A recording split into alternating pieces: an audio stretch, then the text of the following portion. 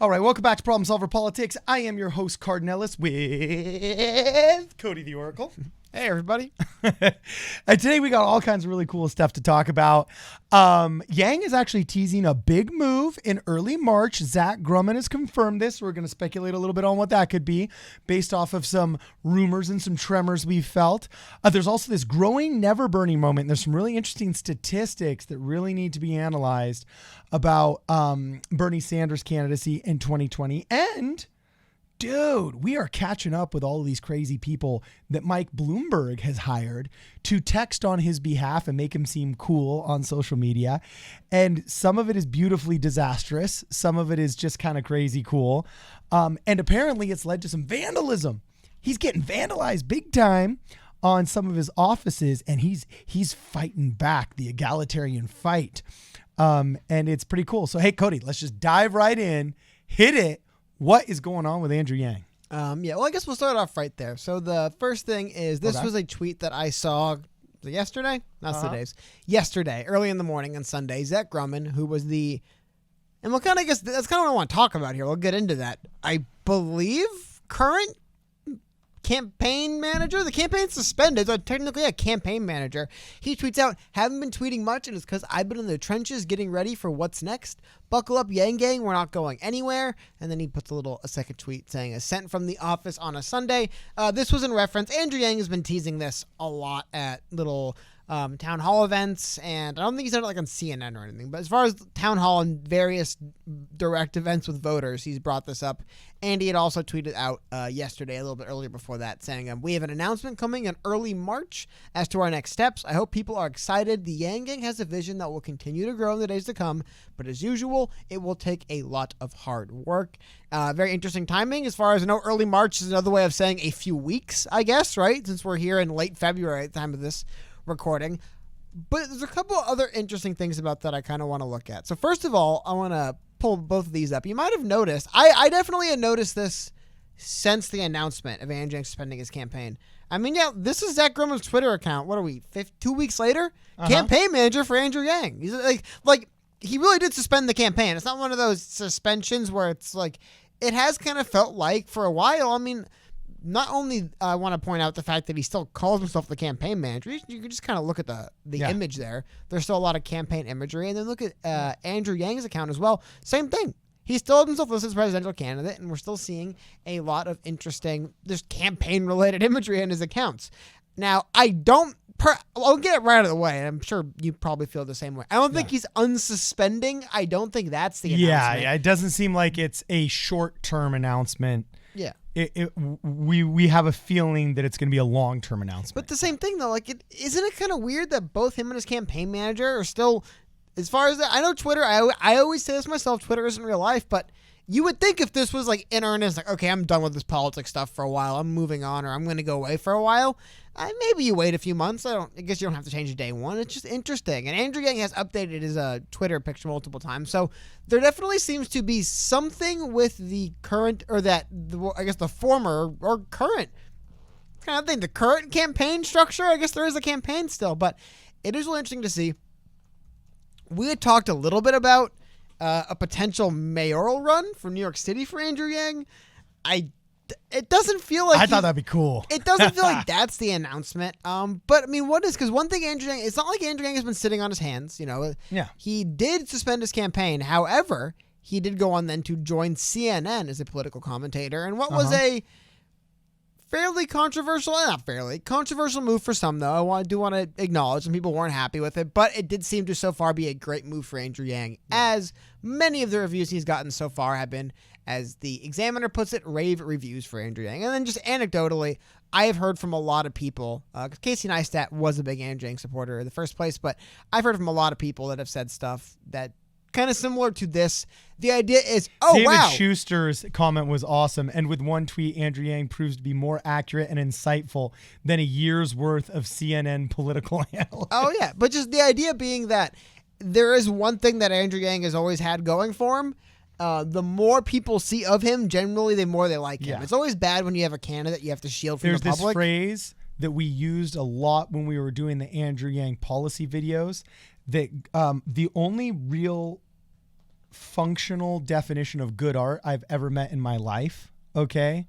When asked that deep question that you talk about that one time in your philosophy class, what is good art, was the definition that said good art is the kind of art that inspires more respect and admiration the more you study it.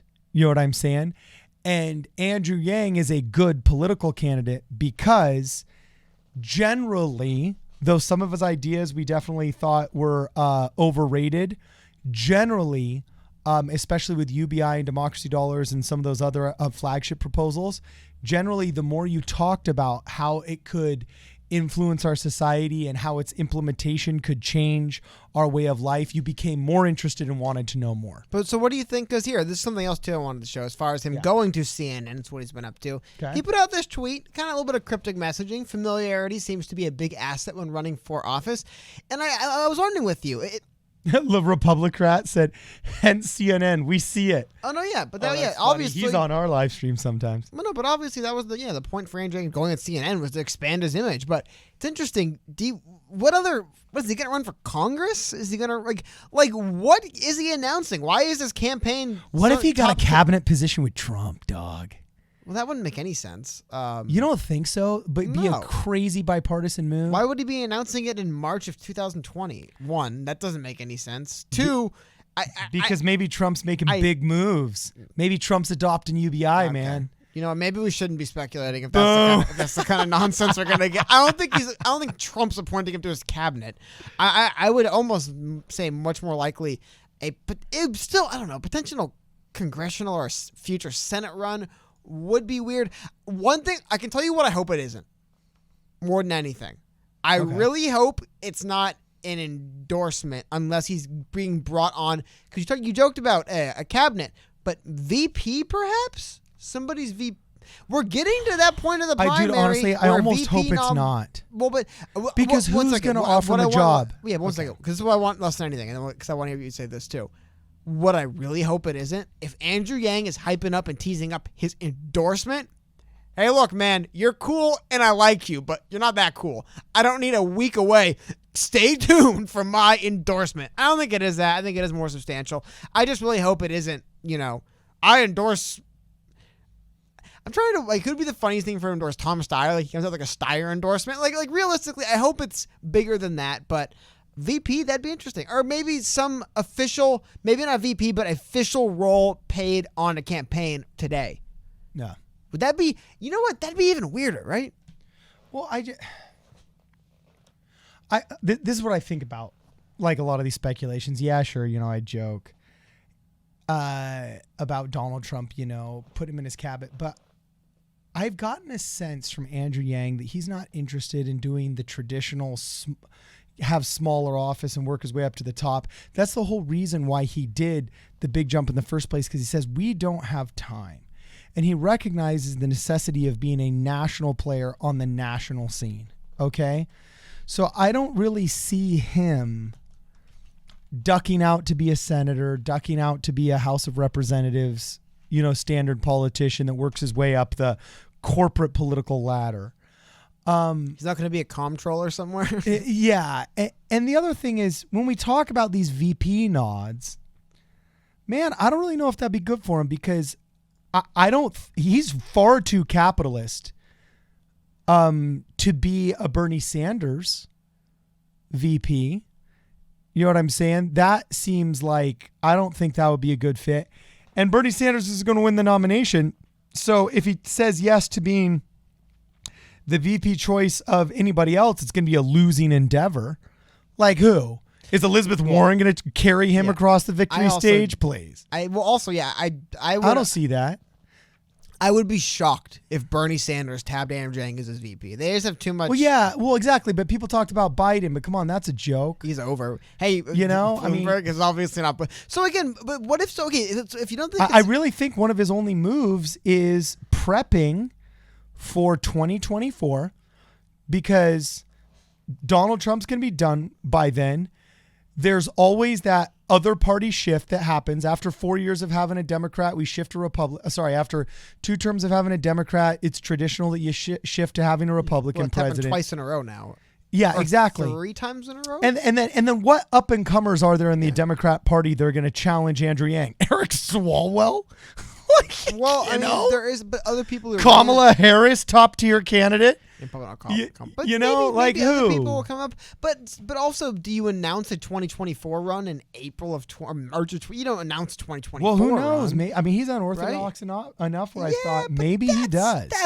That's early. I mean, I will be running for president. Like, there's literally Bernie Sanders did last time. Literally an election that has to finish. There's a primary that has to finish. Like, I will be running the Democratic primary in 5. I don't think it's gonna be that, but it is interesting.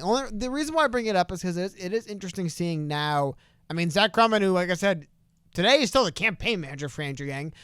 Seeing how they're talking about this, something big coming up, we're working on something. I'm trying to.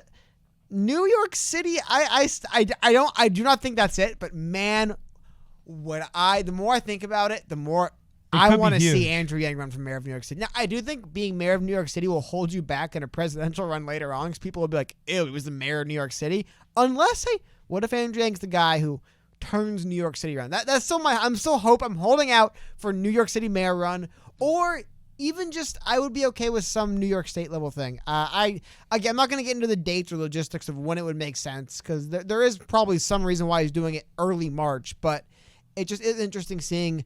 It definitely feels like this campaign is suspended, if that makes sense. You know what I mean? Yeah. Like, I don't feel like it's a 2020 thing at all. I don't get that sense. But just all the imagery is still, everything on their accounts is still 2020 Yang imagery. Zach Grumman still was campaign manager. Andrew Yang is still running for president as far as their now again, Twitter account bios aren't real life, but I'm just saying there obviously hasn't been this sense of, okay, it's over, we're shutting it down. Twitter account bios aren't real life. We're not as cool as those 3 words and 3 titles that we give ourselves. Okay, so anyway, let us know what you think. Is Bloomberg a victim? Did he do it himself? Is it part of the good fight, or is it just a hoax? Just let us know what you guys think about Bernie, about Yang, about Bloomberg, the whole 9 yards. Follow us on Twitter at PSP Radio 1 or on Instagram at Problem Solver Politics. And if you can, join the channel. It's a very inexpensive way to make sure that these videos keep coming to you free of charge on YouTube. This is Problem Solver Politics. Actually, I shouldn't say free of charge. Without corporate sponsorship. This is Problem Solver Politics. We'll see you guys in the next video.